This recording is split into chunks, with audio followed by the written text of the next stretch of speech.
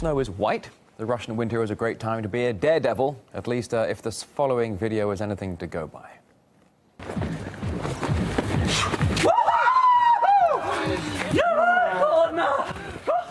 Yeah, wow, it would be hard to doubt the bravery or perhaps the sheer hard-headed nature of these teenagers. Tough guys. Doesn't stop there, though. Almost anything's fair game when there's enough snow on the ground. Look out. It's outstanding. These young guys having a lot of fun in central Russia. The problem is, when they posted this video online, who showed up at their door with fines in hand? That's right, the police. To America now, where union leaders have launched the country's largest oil strike since the 1980s. Workers at 9 oil refineries and chemical plants are demanding a boost in salaries and benefits, as well as improvement of the safety standards. Here's Marina Portnaya. The last time U.S. oil workers called for a national strike, Jimmy Carter was president, and the work stoppage lasted 3 months. Oil companies are hoping the current strike doesn't last that long, but contingency plans are reportedly being implemented at some affected facilities. Now, on Sunday, the United Steelworkers Union ordered for a strike at 9 plants, accounting for 10% of U.S. refining capacity. But the situation can get much worse. A full walkout of USW workers would reportedly threaten to disrupt more than 60% of U.S. fuel output. The United Steelworkers Union represents about 30,000 employees at more than 200 refineries, terminals, pipelines, and chemical plants. Workers are currently operating under a rolling 24-hour contract extension.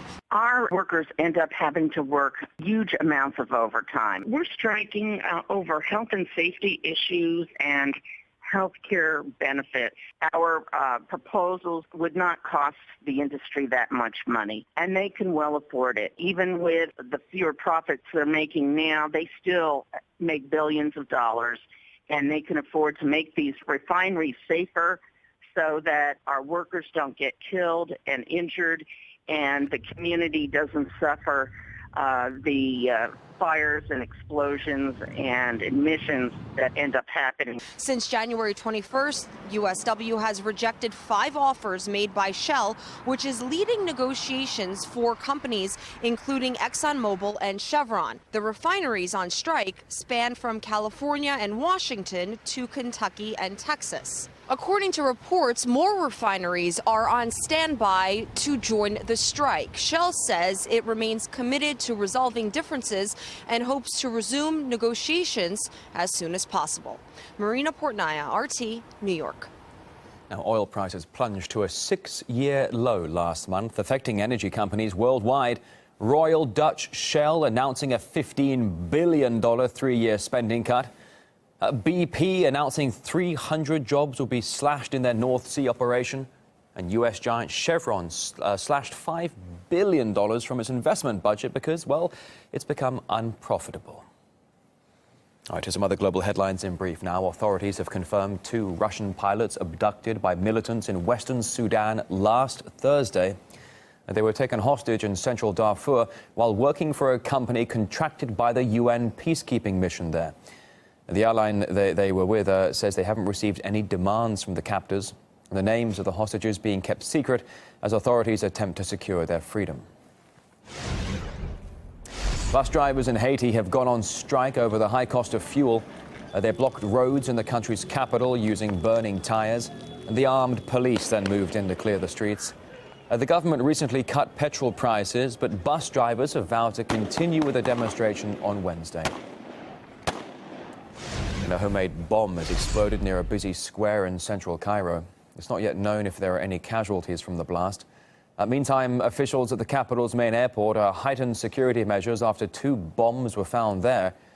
Last week, attacks by Islamist militants on the Sinai Peninsula left more than 30 security personnel dead.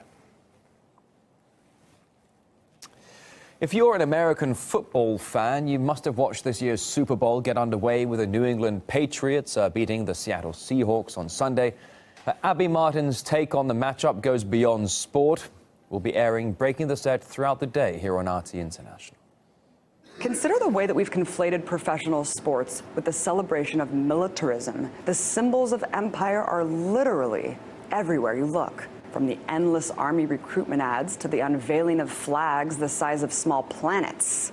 It conditions us all to see war as a game. Case in point, this year, several Thunderbird Air Force jets flew over the stadium at a ridiculous cost of $80,000 to taxpayers, which is just a drop in the bucket considering that the public's undying devotion to the NFL has allowed the league to steal from all of us for years. And whether or not you're even a football fan, you really have no choice in whether or not your money is going to subsidize the league's multi-billion-dollar projects.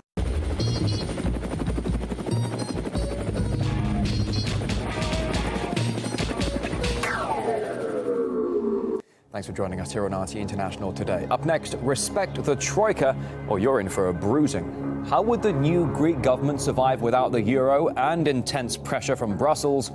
Boom Bust takes that into account next.